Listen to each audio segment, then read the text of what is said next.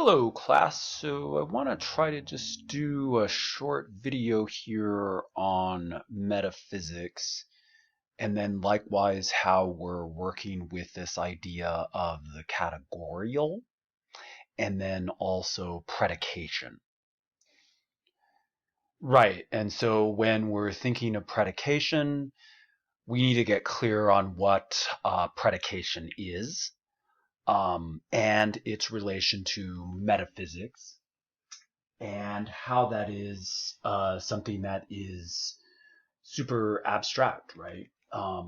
But when we think of predication, we could go back to our basic understanding of our usage of language. So, in other words, the predicate of a subject is usually how it is that we think of a way to describe what a subject is. So, when we're thinking about what a subject is, we are designating it as something. Okay. So to designate a subject or to predicate a subject has to do with how it is that we're understanding what something is and what it is not, right? So when we're predicating something, we're also designating how it is that it is not the case as well. So there's always that essential logical negation going on that we need to take into account. So when we look at Aristotle's metaphysics, he doesn't necessarily cover the importance of negation, but he does designate this way that we're predicating things, okay? And namely, the way that we're predicating being itself, okay? So being itself for Aristotle is what he calls first philosophy. So first philosophy is otherwise known as metaphysics for Aristotle. So like I said, be careful to note that he's not necessarily tying in negation, but what he is doing is working with this idea of how it is that we get to know being. So the understanding of being. Yeah, so the understanding of being is a first principle, and it's what he calls first philosophy. So in other words, we don't need to do this first, but it's a way of grounding our understanding. So that might be why he indicates it as first. So it's a way of thinking that grounds all of our other thinking. So think about that when we're considering uh, this idea of first philosophy, okay? So first philosophy is a way of thinking about being, right? Of considering being. And so being is, for Aristotle, a way to understand something in four different ways, okay? So to predicate something, again, is to designate what a subject is. Okay, so we have that important is there. In other words, if something is the case, if something is not the case, is a way to understand what something is and likewise what something is not. And that's the way that we're working with how it is that we're thinking of what's predicated as metaphysical. Um, and also for Aristotle, we want to consider four different ways in which we do this. So one is by way of substance. So a way that we understand something in terms of substance is to basically understand what it's made of, right? What is its substance? Is something made of wood? Is it steel?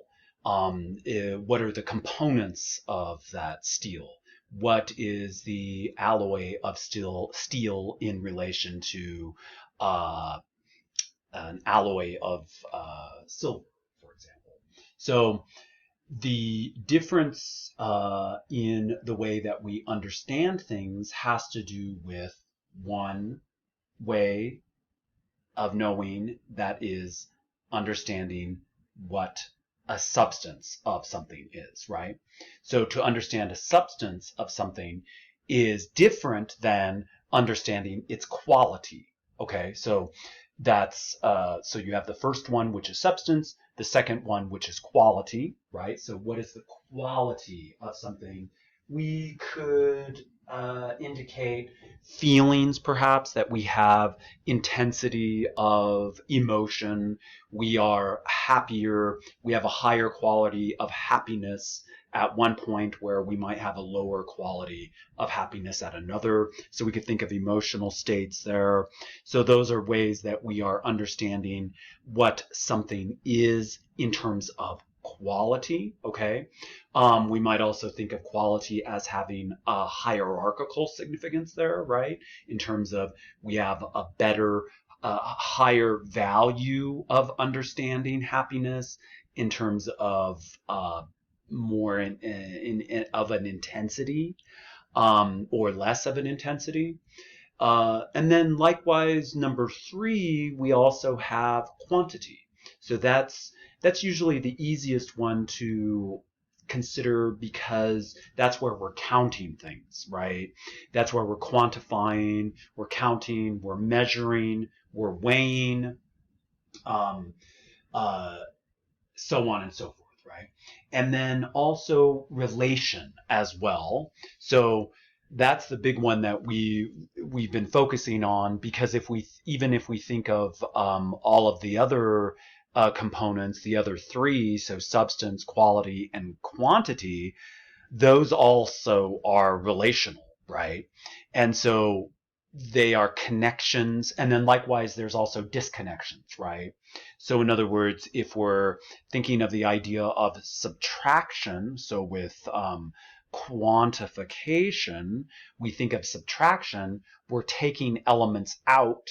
There's a disconnect there, right? That in other words, something is extracted, something is taken away, something is subtracted. Okay, so subtraction is an aspect of quantity, but it's not always having to do with adding, right? Because we might think of quantities as adding things, but we're also, in a mathematical sense, subtracting things.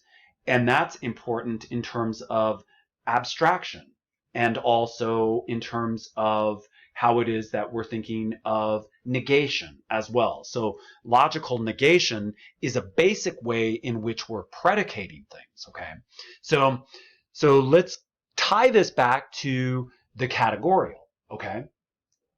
And so when we're thinking of what's categorial, for Aristotle, remember that the four ways that we're understanding something, substance, quality, quantity, and relation, are categories of how it is that we're understanding things, okay? They might even be thought of as categories of being, okay? And then this is taken further with Husserl, okay? And it's taken further with Husserl to be a way that we understand what something is, okay?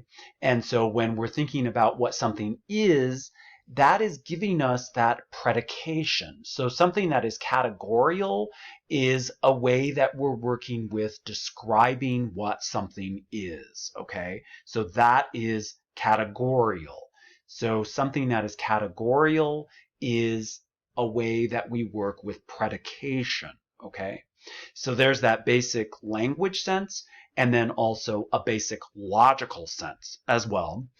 And then the key thing to consider here is presence and absence. So the idea of presence and absence goes to Husserl as well. So presence and absence also is a way that we understand what things are and likewise what they are not, right? So when we're understanding faith, for example, so always remember that what is categorial is metaphysical, but that which is metaphysical isn't only categorial. Okay, so there's other ways of understanding metaphysics too that have to do with a consideration of nothingness, likewise free will and determination, likewise what is categorial, also a question of being. And so there's multiple ways. Oh, and then there's also faith-based ways that we understand what is metaphysical as well. Right, because faith isn't always accounting for everything that is the case, right? Faith has to do with considering and having confidence in something that is not the case yet. Okay, so a projection into the future could be tied to freedom, so on and so forth. And then, so going back to Husserl, the thing that we want to understand with what is and what is not the case in terms of what is categorial, how is metaphysics tied to what is categorial, also is giving us a sense not only of being, but existence itself. So a better understanding of existence is also a better understanding of what is categorial and what can be predicated. Okay, so think of this all as foundational, and that foundational feature is what Aristotle is emphasizing when he refers to metaphysics as first philosophy. Okay, so consider those things, take it from there, and I'll talk to you later. Bye.